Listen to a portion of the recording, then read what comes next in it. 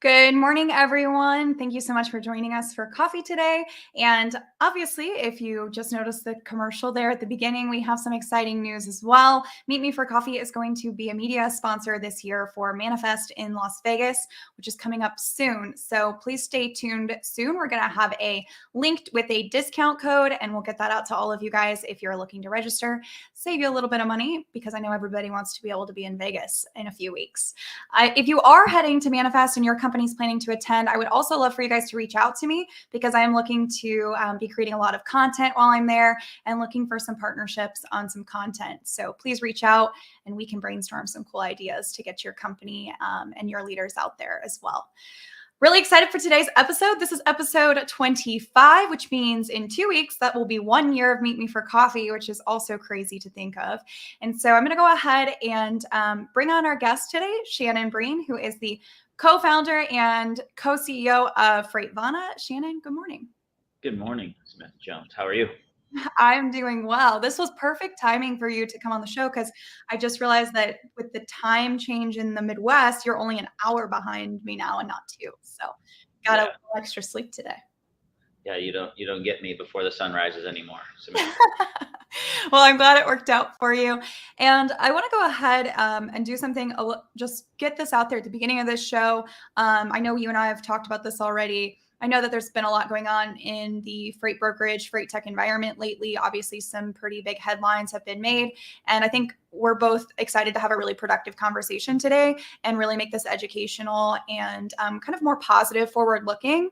And so I just wanted to kind of preface our conversation for anyone who's listening that neither Shannon nor myself ever cheer for anyone to fail. And it's a very sad thing when a lot of people are affected, when companies do struggle and do fail. And so our sincerest empathy for anyone who's been affected by these recent headlines that have been made. And what we're going to do today is try to be productive and talk about how can we improve as an industry and as individuals and companies moving forward.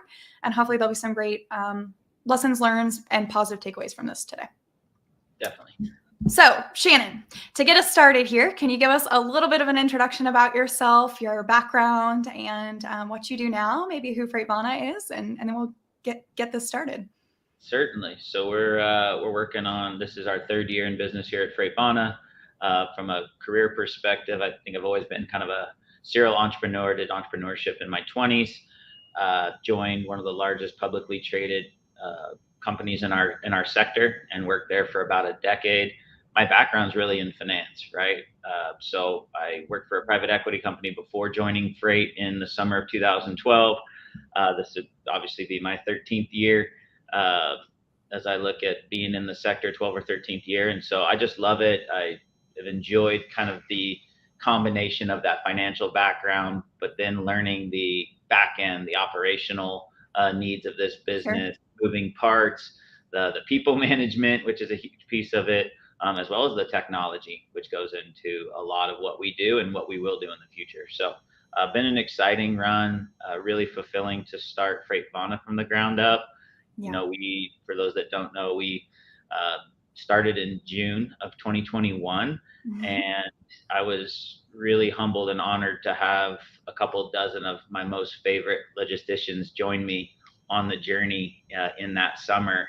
And we started from just with, like any company, some dreams, a lot of ambitions, some really good partnerships, and we have done nothing but grow ever since. And so, but lots of learnings along the way. And kind of to your intro, a lot of learnings that even in my prior life I would have not really quite understood, and hopefully some stuff that we can share with some of your audience to get a better grasp on where we're going and how to better prepare yourself for some of the challenging times ahead. And depending on who you listen to, that could be months, that could be a year plus, but at the end of the day, in order to survive, we just all work together and figure out how we can navigate through a very challenging market that we've been dealing with for the last few years. So, right.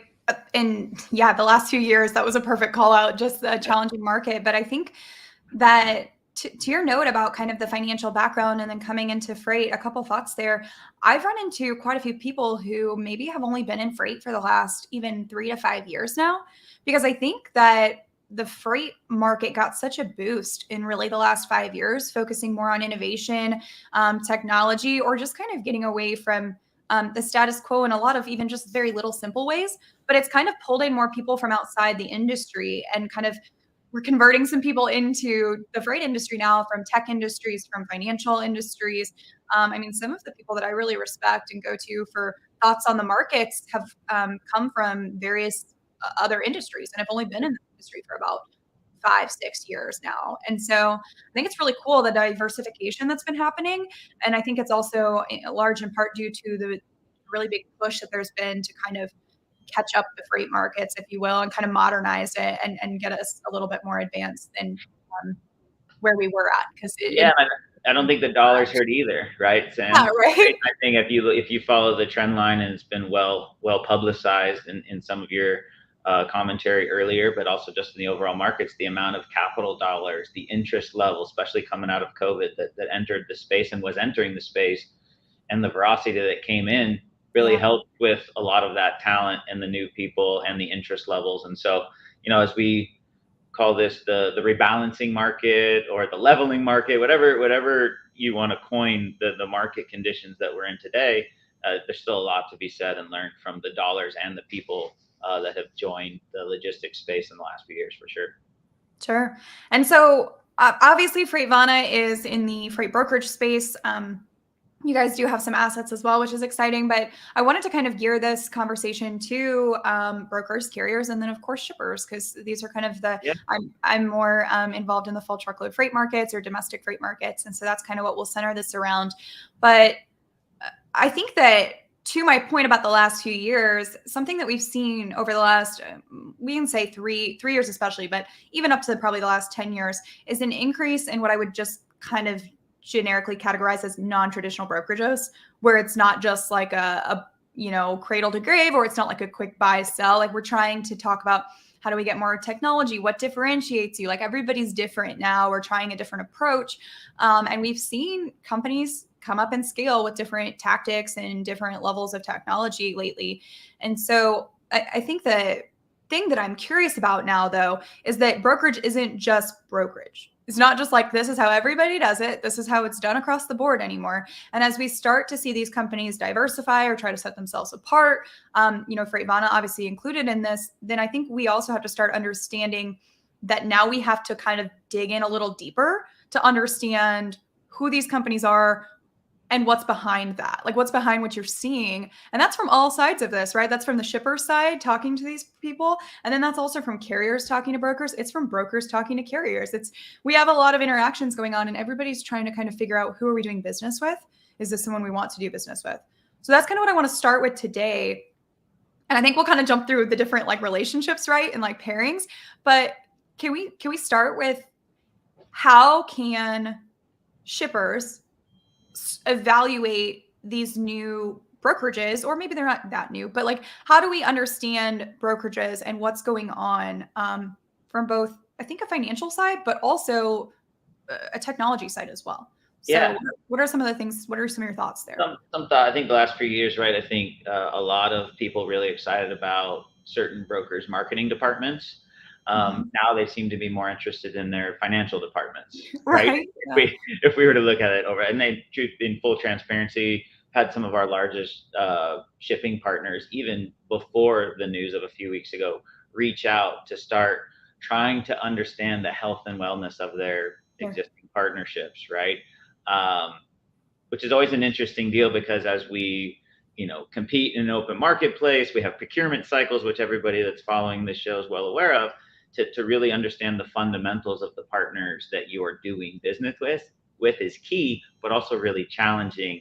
And so, some of the stuff that I've seen folks do, and a couple tidbits is, I've got shippers as simple as looking at the D&B scores, right? Now I want to there's a couple learnings and a couple, asterisks, I think, by, the Dun & Bradstreet score that's out there. I'll give you, the raw of it. Like, for us, we had an initial one as a parent company. We transitioned to our logistics offering. We were red flagged, which is interesting because of certain components. Now, for those that don't realize, if you're on this and you're a shipper and or a broker, the D&B score, if you're a broker, you have the company, is something that you really have to spend some intentionality and time, and maybe even some dollars managing. I'll give you a perfect example. If you looked at ours, we're still constantly improving it, but there's claims out there. You can reject claims, you can challenge claims. A lot of people don't have an offensive strategy to managing their D&B score. So then when a shipper's and usually it's not the transportation department, if we're being real, at most large, medium-sized shippers, the finance department is flagging it for the transportation department. Right. So they don't know you from anything. They don't know your story, none of it. So I think that'd be a big takeaway. We can use the D&B scores, but it's not an end-all, be-all for financial health and wellness. Not to overshare, but the partner, the relatively large partner that caught all the market news a few weeks ago, didn't even flag as a red flag when pulling the D&B report. We were marked as a red flag. Now, we've got to dive into the deeper details, which I'm sure that's kind of the cornerstone of your question on what are some of those details we can ask. But just to give a representative example, that is just a snapshot. It's not perfect, but the commentary, we can use a D&B score, but we also need to be realistic with our finance departments on the shipping side, as well as the brokers managing it, that score is not the end all be all. And there are things that you can do as the broker, and you should be doing, to make sure it's showing your appropriate revenue streams, your certain creditors, rejecting some of the claims out there or challenging some of them, because someone can post to that. It's much like we see in the broker carrier space. You can post to someone and have a claim that doesn't necessarily mean it's accurate. And you've seen that so many times in your career, Samantha. Yeah. And I just wanted to add to that and maybe help kind of emphasize your point. And that when I was involved recently in a really fun adventure that I got to do and help co-found a brokerage, we were non-traditional in that we kind of came out of the gate setting up with some larger enterprise shippers.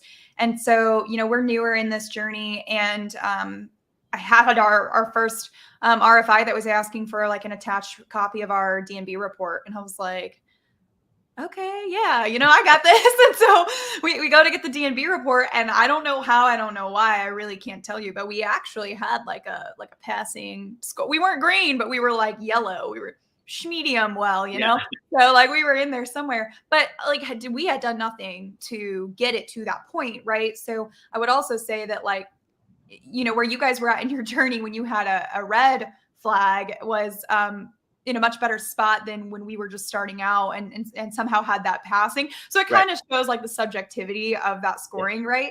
But on that note, I was very glad that I became aware of that so early on in our journey, and I actually was able to get a contact at the D&B and start working on like how we could try to improve that, track that, and actually keep track of what was going on with it. I would imagine it could take some brokerages years before they would ever even think to look at that. And so that is a good call out, but I think it also highlights the imperfections from the shipper side, if that's a metric that you're using, because as it was explained to me, most of what brokers are doing isn't getting reported to D&B. In fact, very little of anything gets reported to D&B. And so it kind of depends on who your brokers are partnered with, who their vendors are, who's managing the money, and if they choose to report that.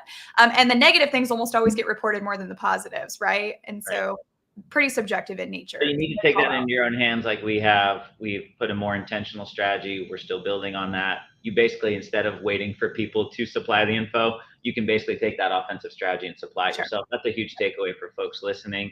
I love the term you use, subjectivity, because it's definitely that. But there are some other pieces to your core question that I think are valuable as well, right? I think, for the shipper community out there, and you have a lot of those followers in your network, right?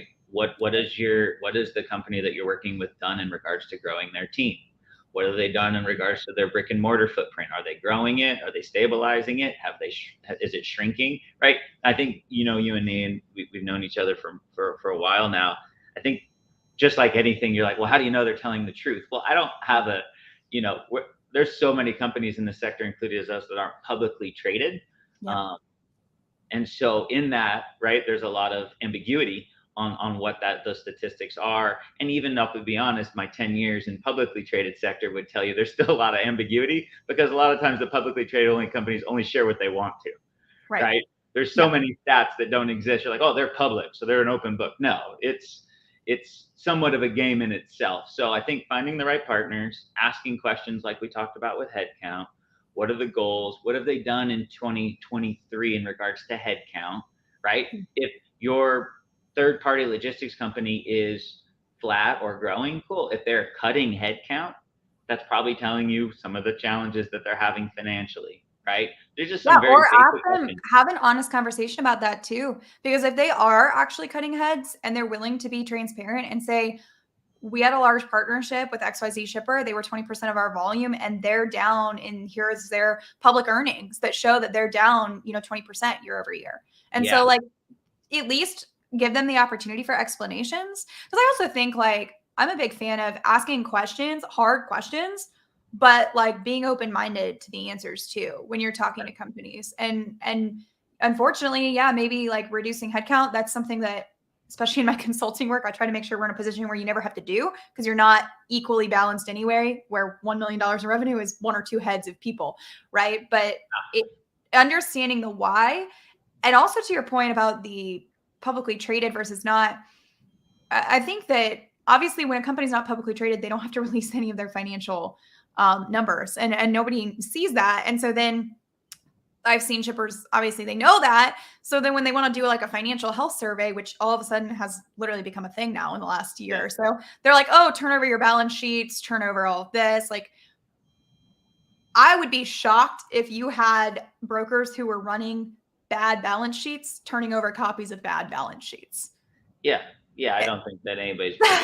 I just don't think that's going to happen. And I also kind of wonder like if and when that's necessarily, an okay thing to even ask for, or if it's also a little subjective depending on what their balance sheet looked like the year ago, this year, next year might be. So I think the point of this conversation, and you hit the nail on the head with a couple of these, is like, how do we ask questions that help us understand what's going on within that company, that I think are probably better answers than like asking for a balance sheet. Yeah, and then I also say this, and we saw this happen through the scenario that unfolded a few weeks ago. There's another key essential part, especially for large nationally sized logistics companies that people are looking to give significant freight from these national vendors, and that is your liquidity, right? We've heard that term a ton in the last liquidity. Like, Right. you want to talk about a term that we have not talked about, which, hey, this is kind of on topic for what we're discussing. Yeah. Liquidity is going to be a good conversation. So if you're a shipping partner and you're a broker, where is your liquidity position? Can you get a specialized letter of credit from the people that hold your ABL line? Our particular partner, very well astute in the space, has some of the biggest brands in the country, right? They have produced essentially a letter of credit talking a little bit about our position, what we've used, how much we've used, trailing 90 days. So in addition to the DMB, in addition to a conversation, now let's have a discussion about where we're at in regards to the liquidity. And I think when you start to merge those three, Samantha, you start to get a clearer picture of the partner. And that's really what shippers at the end of the day, right? They're trying to minimize risk.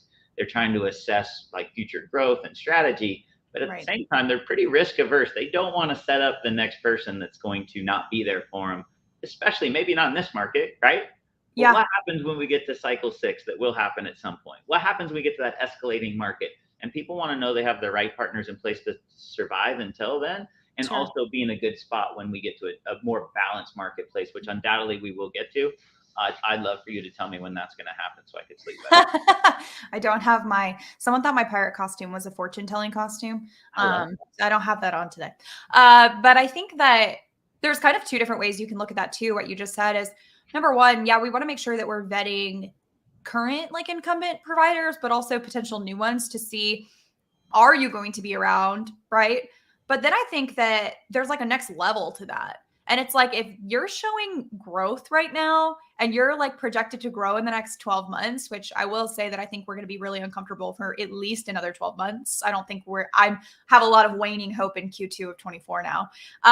So I think that we're going to look at the next 12 months, and we've already been in this, for 18 months now. And so if you see brokers that are still, and carriers for that matter, that are still growing, that are able to invest. Graham just commented, had a great call out actually on growth indicators and hiring strategy, office openings, tech buying. Yeah, that's a great call out, because people who are desperate or really closely budgeting like those every little expense right now aren't going to go invest in new technology or open a new office.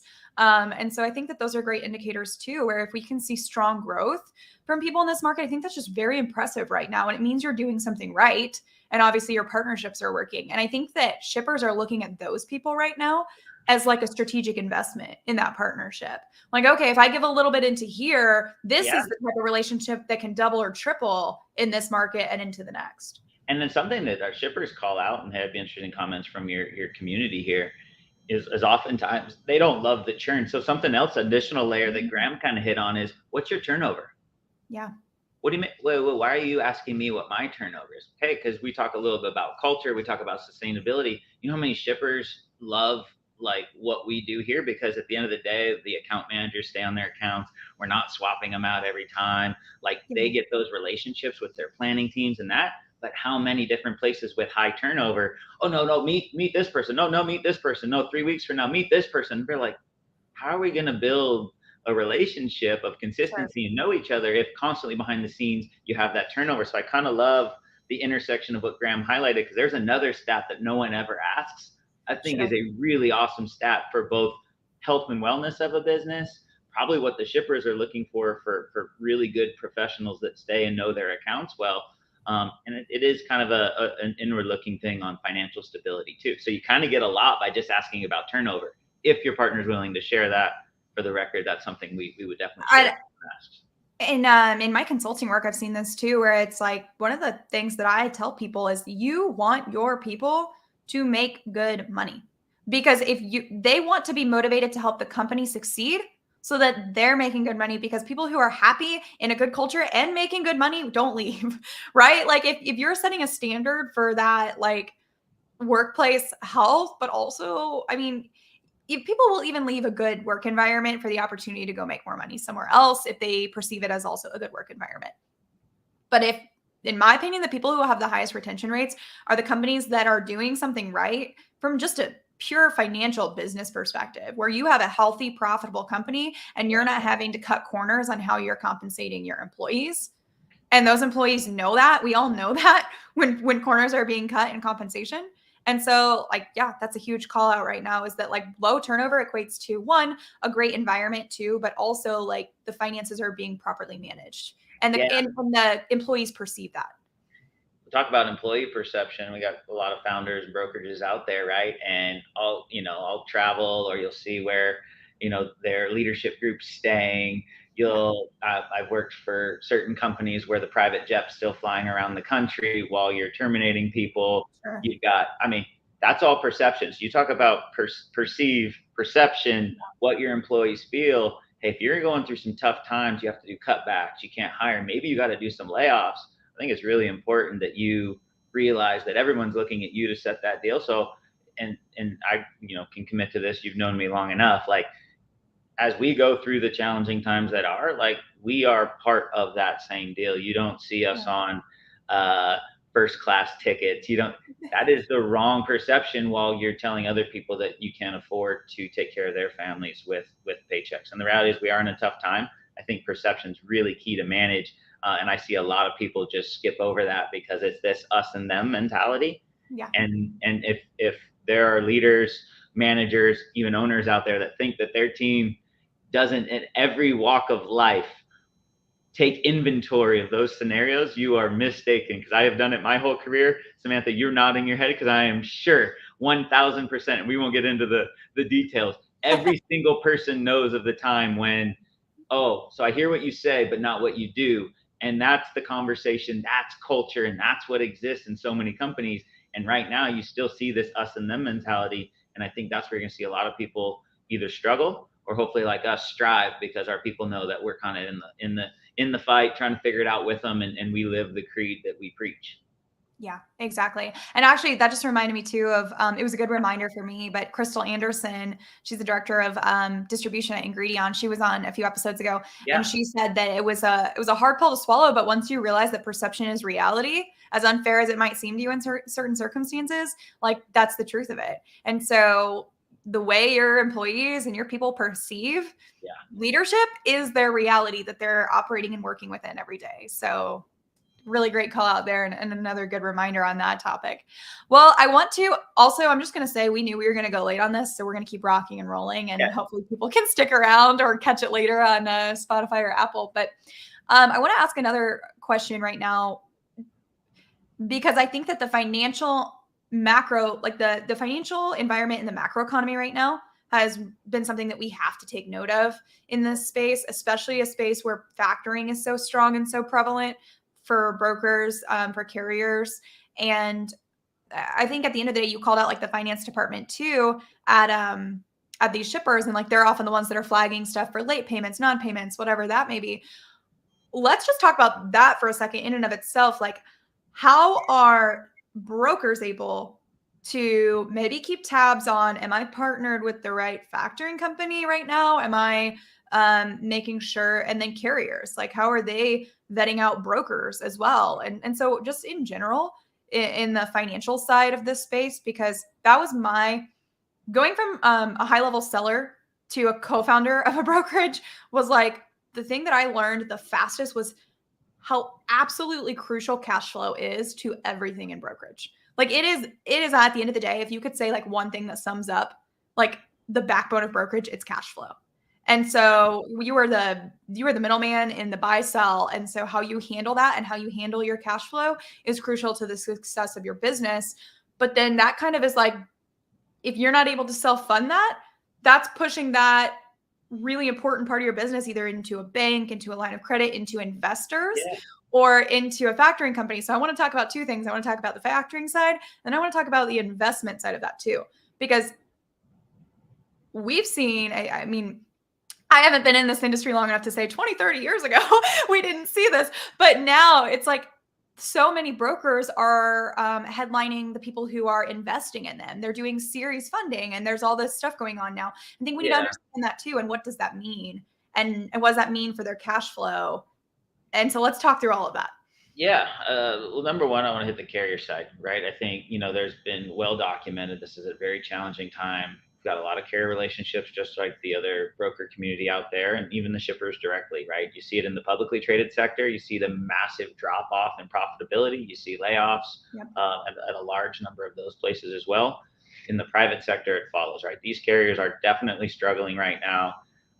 Not to be the fear monger, but I believe that the next 6 to 8 months are going to be really brutal. And you're going to see probably pretty historic fallouts from carriers continue to ramp, which is unfortunate, right? As well as brokerages, because of the economics, because of the financing, because of the debt ratios. Honestly, because a lot of times, just like personalized businesses aren't much different, people want what maybe they haven't earned before before the time is right. And so as the markets were really frothy and fresh and coming out of COVID, you saw a lot of overinvestment. Sure. Investors came in, put a lot of capital in, people built infrastructures. And I use this analogy a lot, and my team vibes with it. I believe it. It's kind of like hiking. We built these things that people haven't trained enough. They didn't deserve to be at certain parts of the altitude in the mountaintop. And it sounded really good, but then you get to that part of the mountain, you realize that you haven't done the appropriate training, right? You haven't taken the appropriate steps. And so as we escalated and it got really sexy and all the dollars, people just spending, making decisions, high levels of marketing, which is great. I love marketing just as much as you do. But at the end of the day, you've got to have a core operation. You've got to have your unit economics in place. And so you're seeing that struggle on the carrier side, carriers that made investment, carriers that overspent. When we have that equipment cycle during that squeeze, right? Let's call it 2021. We forget that like equipment values, used market, new values were at extraordinary highs, highs. And we've got partners that went out and they, I got to have equipment, and they went and secured at those high levels. That was never going to work. It only maybe made sense for that short period. And as we've experienced the last 2 years, now imagine that debt load plus these market conditions just creates another piece of pain on that balance. And that's where you're seeing the carriers who are like, I can't run for that. And I've talked to a couple carriers lately in the consulting side of things, and they're like, here is my minimum like rate per mile for this. And I'm like, well, like, let's look into that, because some of them are higher than what I know is happening right now in contracts. But you know what? Their equipment's all brand new, 2021, 2022 equipment, or it was leased in that time. And like, man, that's hard, right? Because Yeah. like you are locked in at a higher operational cost now than some of your competition is. And it's a market where competition is tough and it's tight. And so like there to that point exactly. And it, that's the struggle right now, right? And there's almost no way to win that, because it's like if you drop your pricing, you're still losing, right? Because like Yeah. if you do what you have to do to get revenue, you at least minimize losses, but you're still losing. And I think that's what we're seeing right now. I think we've seen the endurance of companies, both brokers and carriers, that have been able to endure because of maybe some cash reserves, and rates being. I don't think we give rates enough credit, especially in the contractual space, for where they're at right now. But it's like this long, kind of slow, painful death for a lot of people, I think, right now is what we're seeing. Yeah, and it's hard. There's another thing that I think is really hard to quantify in the industry in all my time, and you're seeing it in this market. So you talk about cash reserves. Well, I can tell you, many owners of trucking companies that I know are like, "Hey, I've burned deep into those over the last 12 to 18 months. I can't go another 12." And these are big, sizable operations. These aren't onesie twosies. These are hundreds of trucks. And saying, if this persists, I don't know what I'm going to do, right? They don't know what that lifeline is. The other stat that I think is very hard to track, and I've never seen someone do a great job. It's just relatively ambiguous, but a huge part of capacity, as we talk about it leaving the market, it's not necessarily the carrier failures. Carrier failures are a huge piece of that. You can track those. It's the culling, it's the shrinking of the carrier size. Some of the most disciplined carriers I know had 40, 50 trucks. Well, now they've gotten rid of 15, 20 trucks, or they're sitting 10. That's the equivalent of, right? Like, and no one can Right. really ever quantify the shrinking capacity of folks that are either selling equipment or sitting equipment. That is just as large of a capacity decrement, right, I as think the that's failure. huge. That's a huge call out, because the amount of trucks right now that are sitting, because it's actually at this point when we talk about minimizing losses and not even worrying about making money on certain parts of the business now, there are a lot of trucks out there sitting that they don't really win if they try to shed it completely, and they don't win to run it. Yeah. So it's sitting. And you're right. There's a lot of underutilized capacity out there right now. And that's a big part of it. And that's not being measured, right? We can try to look at like maybe driver employment, but if you lay off the drivers, they go somewhere else. So then they're employed somewhere else. So it's just the trucks aren't being used in those small to medium sized fleets right now that could be running. And so those are trucks not on the road from the capacity pool that I would like to say brokers and shippers both favor, those medium sized to carriers. Great Yeah, so call out there. I think really focusing with your shipping partners and your carrier partners, like we have a pretty unique model here, but really trying to, we're not keen on chasing everything to the bottom, right? The same folks that are really interested in moving all their contract to that large spot deficit, that's great. Most of them are agile enough that they understand that that market cycle will shift and they'll have to play a different game, so to speak. We're really keen on playing in that middle space, running our national trailer fleet, committed business, fair pricing, great service and communication. And the cool part is there's still a place for that, right? The news, the commentary is like, oh, it's only the cheapest, race to the bottom. We've got amazing partners that don't necessarily believe that the bottom is best. Because if you really think about it, as whoever's investing in the bottom, whoever's investing in 150-day pay terms, all these things that sound really good on paper, what you're really investing in is the next market cycle increase, Sure. right? And I know that it all comes together, but the Shippers of Choice Awards, all these folks that are like, oh, I want to be the shipper of choice. There's your 150-day pay terms. And oh, by the way, if you want your money cheaper, you can factor it with XX Bank. It's like, okay, hey, thanks so much, right? Like, thanks for doing your part. And that goes to liquidity, that goes to the health and wellness of the carrier. But large institutions have passed that on to the third party space as another thing to carry, to be responsible for. So as they fail, right, it's not just the company's failures. Yes, they made tons of decisions along the way, probably not getting a certain amount of help or support from either their banks, their financial institutions, which you noted, Sure. sometimes even the shippers, right? The shippers Yeah. have some of the biggest balance sheets, even in a struggling time. But what shippers have come out there and said, hey, you know what? We understand this is a tough time. We understand the rates are challenging. So, hey, you know what we're going to do with our large multi-billion-dollar balance sheet? we're not going to have 90, 120, 150-day pay terms. We're going to actually figure out how we stabilize this community for our partners. Everybody talks, transparency and partnership, but who's showing up like that to support And I people? think the single biggest disconnect right there is that we have a lot of shippers who would say that they do care about their relationships with their providers, but you're talking to the transportation departments. And like at the end of the day, who's deciding that 120-day pay terms for all their vendors and suppliers are a good idea? The finance department, not your transportation departments, right? Correct. But I do think that on that note, and this is the only thing I'll say on that, is if you're a shipper running extended pay terms, especially that, number one, that's going to push your providers to factor or do something different, line of credit, because they don't want to self-fund such a, honestly, like it's an abysmal cash flow for the brokerage space on those 120-day terms. Look at the interest rates that they're paying on that now. Like that is by far more than it was a few years ago. And so maybe you implemented that program a couple of years ago when there were super low interest rates and it wasn't that big of a deal and people took it and they were like, oh, okay, we'll be okay. Well, like shame on you if you're benchmarking your transportation spend to another company your size who has 30-day pay terms, because you should not expect to be getting that from your providers, because that's not being a fair provider. So if your financial departments are going to be pushing on you these extended pay terms, then you better be making it very clear that you're not going to expect your providers to turn over the exact same rates they're going to give someone else who is that shipper of choice that's doing those 30-day pay terms and maybe even offering a quicker pay cycle. And then maybe you make a little money off of that, right? There's a lot of shippers who have those types of programs. So call out there on that. The last thing I wanted to touch on, and I think this is going to sound kind of pessimistic, but I don't think we can really dance around it right now.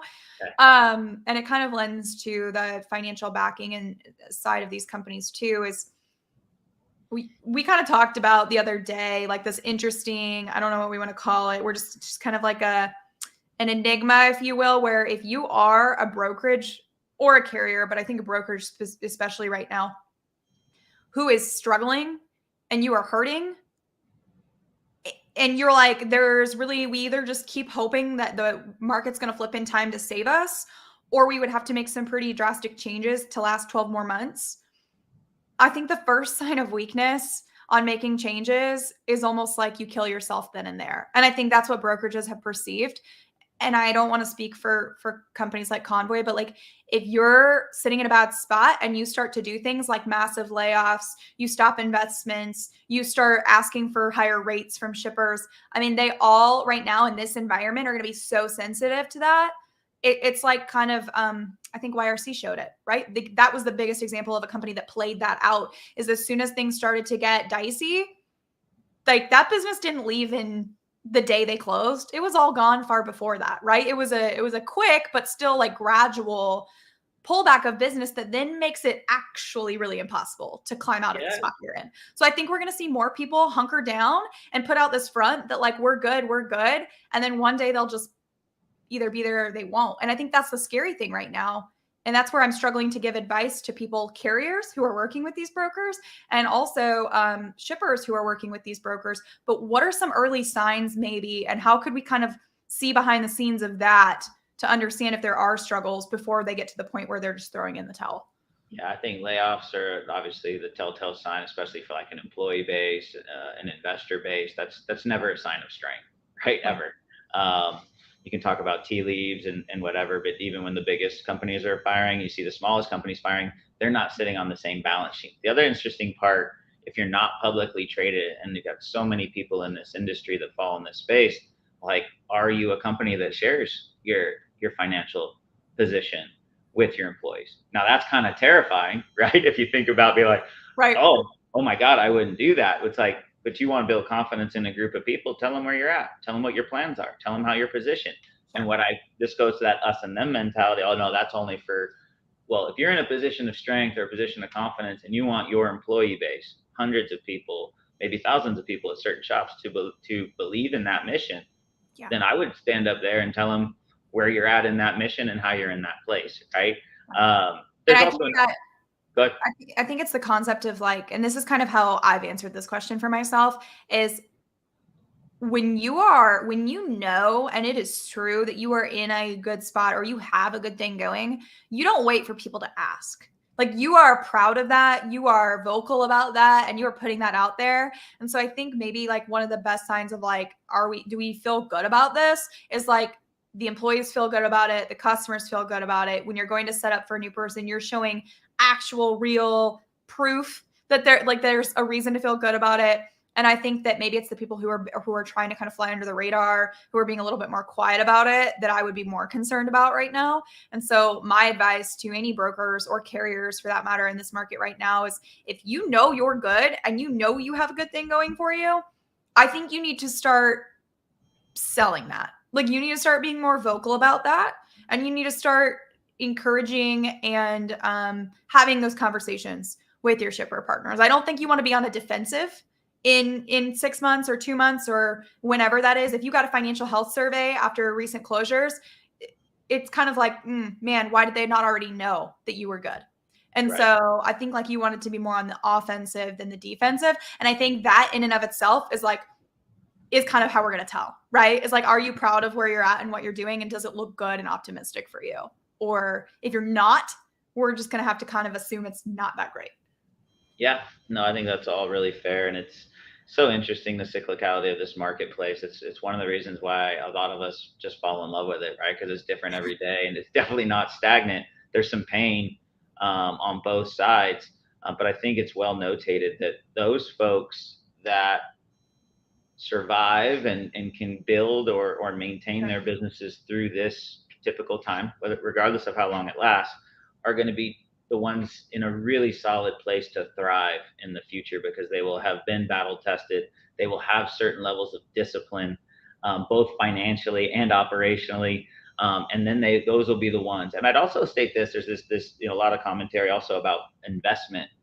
I would tell you from a personal perspective here, as well as some other folks, there's plenty of capital still interested in investing. Yeah.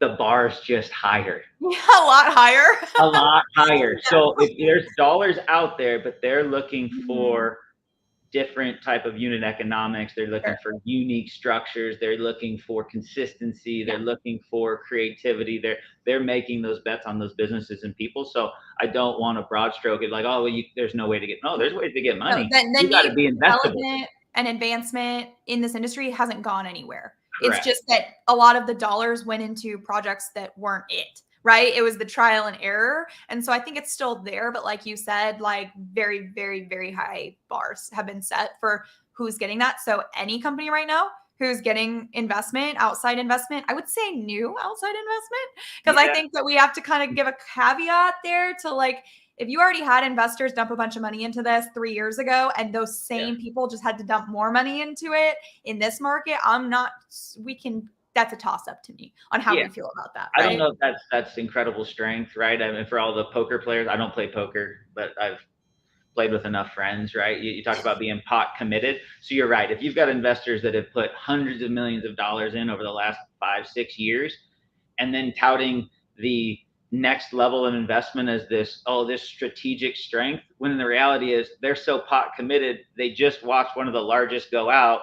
It honestly could be looked as weakness as much as it is strength or desperation, right? And then the unit economics still play. So you've got this additional money. Guess who got over $250 million less than 2 years ago? The same company we've been talking about. So to tout, I've seen all these people jump out. Well, no, we've got money. Oh, we've got additional investors. And then you really read from a financial background who the investors are. If you're following the same path and playbook, that might not be strength, to your point, Samantha. That might be last gasp desperation. We just saw that play out. Not that everybody plays the same playbook here, but that's not exactly something that you put out on social like, man, we're making it through because our core investors put more money in. I think that's something, unfortunately, like we need to watch for in the next 12 months. Because I think now it's like, if we raise X amount of more dollars, will that at least sustain us 12 months? Because what we're doing right now isn't going to. And so I think there's a lot of like, now that the date's been pushed out farther for recovery, I think that's where we're seeing like, we're going to have to watch that in the next few months. We are running over, but I have one last question that I wanted to address. Need to make sure I get this one, an answer from you on this one. Freighttech, tech brokerages, quick question on this. We'll try to be a little bit concise here, but Yeah. I look at this as like the difference between we are a tech brokerage and we are a tech enabled brokerage, where technology is enabling and creating efficiencies, but it is not what we are hanging our hat on. And I think we've seen that with a couple of big companies, one that obviously exited, one still in business right now in the international space. But we have these players who are got these, we all know it was an unrealistic overvaluation a few years ago. That wasn't their fault necessarily, right? That was the market not understanding how to respond to Freighttech, I think. And so I'm not blaming those leaders for that, but I'm saying it was the reality. And we value tech as like the end all be all for some of these companies. But I think that was like just grossly inaccurate, because at the end of the day, we are moving freight. We are full truckload freight brokers. And it's like, there is still a very basic element to that. And so is there a difference? And what is the difference? FreightVana being on a Freighttech 100 list in being tech enabled and being a tech brokerage. Yeah, I think tech enabled is where it's at. I think you saw that confliction, right? The dollars existed on the tech company valuation. So people promoted and marketed and used all the terms to get those dollars in the door. But then behind the scenes, didn't have the unit economics from an operational perspective, from a pricing and bid perspective, from a claims mitigation perspective, from an asset management perspective. So all of those core essential pieces to actually be a service provider in the transportation industry, I'd say were a little lackluster maybe to other people that like devote their time and passion to it like we do here.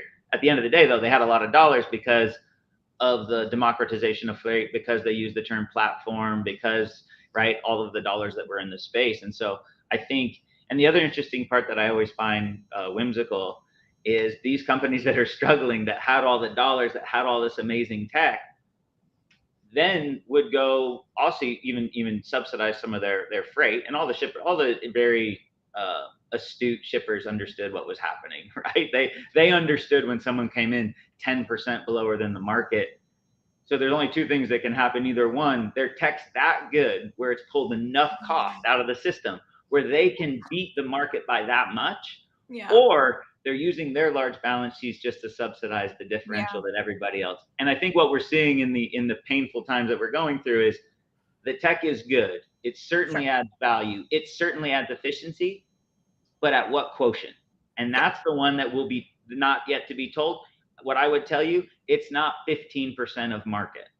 Yeah. Well, I was going to say, like, at the end of the day, I mean, we want tech to enhance operations and reduce, like, the biggest thing for me to summarize is like, we're reducing manual work and we're putting our people resources where they need to be put, but you're not replacing relationships with carriers and with shippers with tech. And also at the end of the day, I mean, this is a service industry. That's why, point blank period. This isn't just a transaction. This isn't something that's fully automated. It's service-based industry on both sides.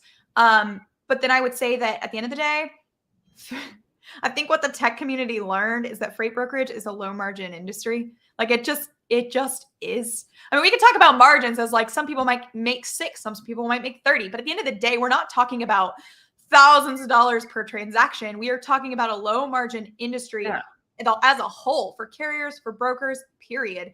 And so when you take that and you have to use really expensive investments in technology, and then you have to buy the market share to even reduce the margins you are making, it is a recipe for disaster. And I think that it worked for a while because we were in a very unrealistic and unsustainable environment that a lot of these entered into. So either you have a big bucket of cash, or you got a large publicly traded company that backs you to burn said cash.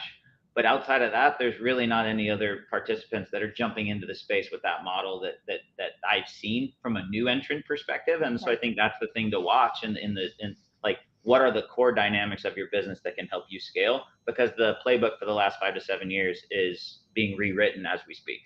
And I think that someone who I really respect, a friend of mine, recently made a post kind of about this, and they made a great call out in that we can't, while companies like Convoy may have failed, or even some others that are speculated to have been failures or something that really push we are Freighttech, I think the impact has already been made on the industry, and that it forced brokerages and carriers to adopt technology in all the areas that it does work. And I think that the difference is you saw players who are established, who understood brokerage and understood it at the right level and were forward looking and said, parts of what they're doing can work here to help.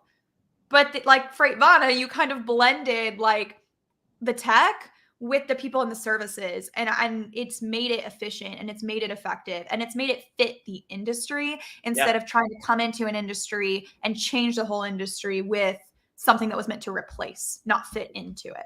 Exactly. So that's kind of my takeaway, I think, from that. And I would say that I'm a huge supporter and fan of freight companies leaning into technology in all the right ways. In all the profitable, sustainable, right ways, right? Well, we want to be one of those people, as you know, Samantha. You know our passion and our purpose and our investments in this space, which is another key, like our tangible investments in the national trailer pool, our FreightVana X that continues to grow. And hey, honestly, in the face of all of it, we've got pretty aggressive growth plans even for next year based on customer and carrier demand, which we're excited about. So. Yeah. Wow, this was a really long episode, Shannon. I didn't mean to do that, but we couldn't cut this one short. So thank you everyone who has listened. If you had to drop off, hopefully this will be one that we can download and listen back to. I think it was a really productive conversation, Shannon. Also in the December truckload market update that I'll release, we're going to go ahead and highlight some of the key takeaways from this. I think get them in a written format. I think that'll be hopefully really helpful for people to be able to actually have those written reminders, and we'll kind of summarize all the thoughts from today, maybe even add in a few that we didn't have time to cover that I think are relevant as well, and get that out to people to be using over the next, even from now to unfortunately maybe 12 months, maybe more. And we can talk about it at Manifest together. How about that? Yeah, we'll do some content at Manifest. And if anybody else is going to be there, please let us know. Look forward to meeting you guys. We'll have a discount code here soon, save you $200 per registration. And we look forward to seeing you guys there. But thank you so much, everybody, for joining and meeting us for coffee today.